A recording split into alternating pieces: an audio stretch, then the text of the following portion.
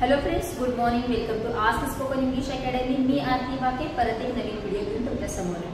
तसे तर क्रियापद खूप आहेत इंग्लिशमध्ये, मराठीमध्ये, पण प्रत्येक वेळेस एकाच क्रियापदाचा अर्थ एका ठिकाणी किंवा दुसऱ्या ठिकाणी सेमच होतो असा नाही. जसे की आज आपण फक्त बंद करणे हे एक क्रियापद बघणार आहे. जशी जशी तुमची क्रिया बदलत जाते त्याच्या सब्जेक्टनुसार तसं तसं तिथं क्रियापद वेगळा होणार आहे. जसं की प्रत्येकाला माहिती आहे की बंद करणे म्हणजे क्लोज, पण प्रत्येक ठिकाणी क्लोज हा शब्द वापरला जातोच असं नाही. जसं की आता आपण खूप सारे एक्झाम्पल बघणार आहे की बंद करणे म्हणजे क्लोज न वापरता वेगवेगळे क्रियापद आपण कसे यूज करू शकतो. जसं की इथे मी ऑलरेडीच लिहून ठेवलेलं आहे. There are some examples in Marathi, the wrong expression and the right expression. मी घेताना मुद्दामून सगळे इम्पॅरेटिव्ह सेंटेन्सेस घेतलेले. त्याचा अर्थ असा नाही की हे सगळे आपण फक्त कमांड देण्यासाठी, ऑर्डर देण्यासाठीच घेतले जातात. We can make any sentences on this. जसं की क्रियापद आहे, कोणत्याही वाक्यामध्ये त्याला आपण कन्वर्ट करू शकतो. जसं की टेन्सेसमध्ये पण कन्वर्ट केले जातात आणि ऑफकोर्स मॉडल ऑक्झिलरी वर्ब्समध्ये सुद्धा. जस्ट आपल्याला पटकन समजायला यायला पाहिजे म्हणून काय केलेले आहे, आज्ञार्थी वाक्य म्हणजे इम्पॅरेटिव्ह सेंटेन्सेसमध्ये ह्याचा वापर केलेला आहे. आपण कोणतेही वाक्य कोणत्याही टेन्समध्ये कोणत्याही मॉडल ऑक्झिलरी वर्ब सोबत चेंज करू शकतो, जे की मी तुम्हाला एक्सप्लेन करून सांगणारच आहे. The first one is pen बंद करणे. पेन बंद कर असं आपण कुणाला पण ऑर्डर देतो किंवा त्याने पेन बंद केला किंवा अरे पटकन पेन बंद कर ना असं जेव्हा बोलत असतो तेव्हा तिथे क्लोज हा शब्द वापरू शकत नाही. Close the pen is the wrong expression. Close हा शब्द पेन सोबत येत नाही. तर काय यायला पाहिजे, तर कॅप द पेन. आता पेनच्या वर जे काही टोपण असतं त्याला आपण कॅप म्हणतो, तर त्याला म्हणतो आपण बंद कर म्हणजे झाकण लाव. म्हणजे या पेनचं जे झाकण आहे, कॅप आहे, ह्याला सुद्धा आपण काय केलेलं आहे, ऍज अ वर्ब म्हणून यूज केलेलं आहे. So the expression became cap the pen. Close the pen हे काय आहे, रॉंग एक्सप्रेशन आहे. And the correct or the right expression is cap the pen. Instead of close we used cap. पडदा बंद कर. पडदा बंद करण्यासाठी क्लोज द कर्टन हे काय आहे, ऑफकोर्स चुकीचं आहे. काय येणार गरजेचं आहे, ड्रॉ द कर्टन. पडदा बंद कर म्हणजे आपण असं बंद करतो का, ओढतो त्याला.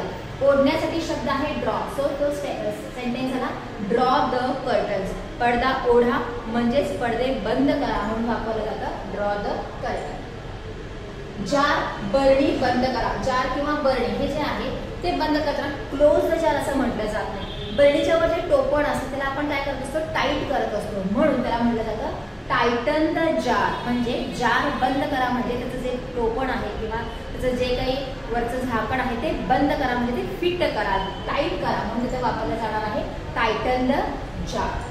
छत्री बंद करा. इथं वापरणारा का आपण क्लोज द अम्ब्रेला नाही. क्लोज द अम्ब्रेला म्हणजे काय, आपण त्याला फोल्ड वगैरे करणार नाही. तर काय आहे, आपण ओपन केलेला आहे तो अम्ब्रेला, मग त्याला आपल्याला फोल्ड करायचं आहे म्हणून झालं ते फोल्ड द अम्ब्रेला. छत्री बंद करण्यासाठी आपण फोल्ड क्रियापद यूज केले. दार किंवा दरवाजा बंद करा. आता ते दोन एक्सप्रेशन्स आहेत. क्लोज द डोर पेक्षा आपल्याला काय वापरायचं आहे, latch the door. Latch the door कधी म्हटलं जातं, जर आजकालचे सिस्टीम्स नवीन आले की दरवाजा बंद केला की आपोआपच ते लॉक होतं. जे लॉक होण्याचा दरवाजा आहे त्याला म्हटलं जातं लॅच द डोर. आणि फक्त जर बंद असं म्हणायचं असेल तर तिथं होणार आहे शट द डोर. आपण घरात आहे तर आपण फक्त दरवाजा बंद करतो, लॉक करत नाही, तेव्हा आपण वापरणार आहे शट द डोर. पण आपण कुठेतरी बाहेर जात आहे आणि ऑटोमॅटिक सिस्टीम असेल दरवाजाला तर ते काय होणार आहे, लॅच द डोर या अर्थाने. शर्ट बंद कर. शर्ट बंद कर म्हणजे तुम्ही शर्ट घातलेला आहे आणि ते बंद करायचं. बंद करायचं म्हणजे काय, बटन लावायचे आहे. त्याच्यासाठी शब्द क्लोज द शर्टच्या ऐवजी आपण वापरणार आहे बटन द शर्ट. म्हणजे शर्ट बंद कर. जसं की सलमान खान उभारलाय म्हणून समजा शर्ट काढतो, अरे शर्ट बंद कर रे असं म्हणत तर आपल्याला काय म्हणणार, क्लोज द शर्ट म्हणणार का, नाही, बटन द शर्ट म्हणजे काय, शर्टाचे बटन लाव म्हणजे आपोआप शर्ट काय होणार आहे, बंद होणार आहे. पाकिट बंद कर. एनवलप जे असतात किंवा ते कलरचे, व्हाईट कलरचे जे असतात ते जर बंद करायचं झालं तर क्लोज द एनवलप न होता होणार आहे सील द एनवलप. त्याला आपल्याला काय करायचं आहे, सील करायचं आहे म्हणून सील द एनवलप होणार.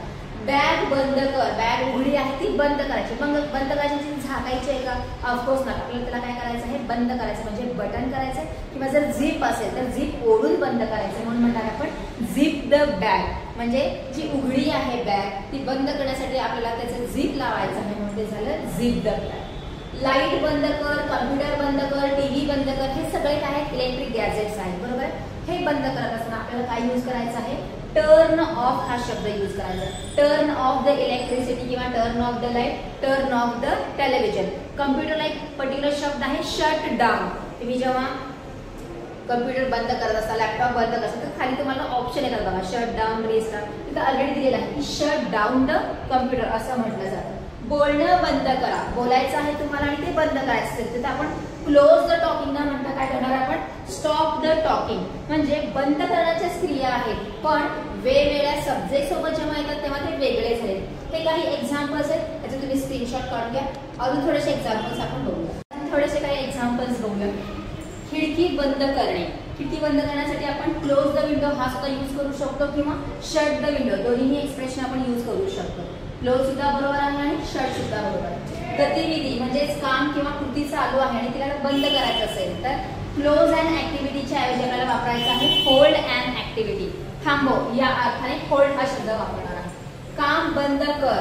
क्लोज वर्किंगच्या ऐवजी आपल्याला करायचं आहे स्टॉप वर्किंग. जसं मगाशी आपण स्टॉप टॉकिंग केलेलं आहे तसं स्टॉप वर्किंग यूज करू शकतो.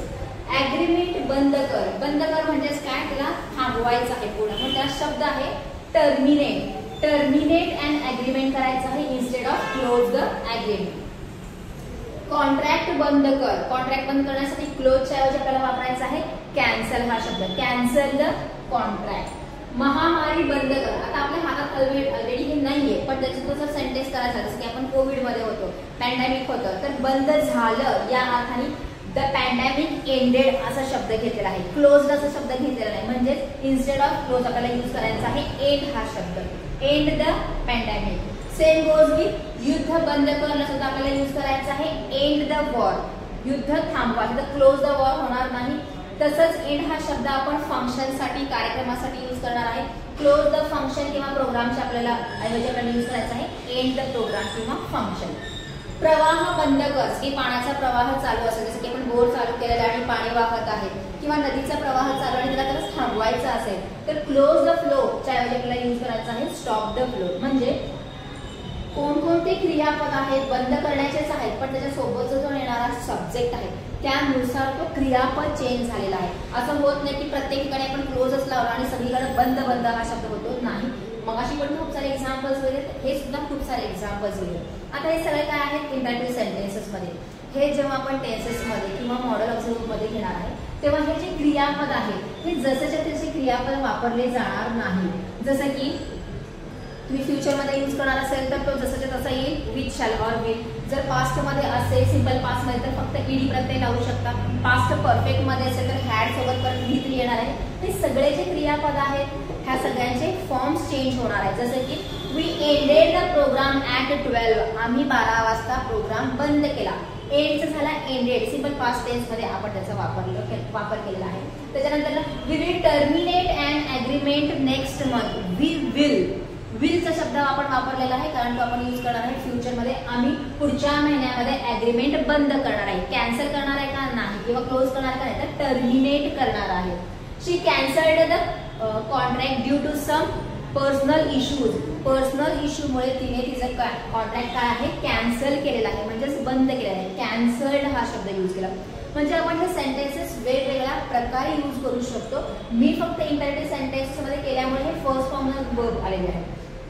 पण जेव्हा तुम्ही पास्ट मध्ये घेणार आहे, फ्युचर मध्ये घेणार आहे, प्रेझेंट मध्ये घेणार आहे, मॉडेल ऑब्झर्व्ह सोबत घेणार आहे, त्याचे जसे रूल्स आहेत त्याप्रमाणे हे जे क्रियापदाचे रूप असतो तिथं चेंज होणार आहे. म्हणजे फक्त बंद करणे हे प्रकार जो आहे तो किती प्रकारे होऊ शकतो हे आपण या व्हिडिओमध्ये बघितले. ह्या सगळ्या जे काही आपण आता बघितले एक्झाम्पल्स आहेत त्याचे वेगवेगळ्या रूपांमध्ये म्हणजे हे जे क्रियापद आहे ते वेगवेगळ्या फॉर्म्स मध्ये वापर करून कशा प्रकारे सेंटेन्सेस होतात त्याची प्रॅक्टिस करायची. अजून कोणते वर्ड्स आहेत का हे सुद्धा तुम्हाला सर्च करायचे. मी एवढे सांगितले म्हणजे एवढेच असतील असं नाही. खूप सारे अजून सुद्धा वर्ड्स असतील जे तुम्ही सर्च करू शकता आणि लिहून काढू शकता. ज्याची प्रॅक्टिस करायची त्यासाठी एक वही वेगळी करा आणि खरंच लिहून काढा. जोपर्यंत आपल्या हाताखालून एखादी गोष्ट जात नाही तोपर्यंत ती लक्षात राहत नाही. बघितलं वाचलं की लक्षात राहते असं नाही. जेव्हा तुम्ही ती गोष्ट बघता, जेव्हा ती गोष्ट वाचता आणि एकदा हाताखालून घालता ती कुठंतरी थोडं तरी काही ना तुमच्या डोक्यामध्ये राहणार. त्याच्यात आपण खूप साऱ्या गोष्टी येता जाता बघत असतो ते लगेचच लक्षात राहणार आहेत का नाही. पण ते तुम्ही जेव्हा लिहून काढता ते कुठं ना कुठं ते तुमच्या डोक्यात राहणार. अरे मी बहुतेक लिहिलेलं आहे, अरे मी बहुतेक वाचलेलं आहे, ते तुम्हाला क्लिक होणार आहे. So write all the things whatever I tell you. काही नवीन शब्द दिसला, काही नवीन तुम्हाला वाटले की अरे हे माझ्याकडे असायला पाहिजे, लिहून काढा म्हणजे ते तुमच्याकडे डोक्यामध्ये राहणार आहे. वहीमध्ये सुद्धा आणि डोक्यामध्ये सुद्धा. So this is for today.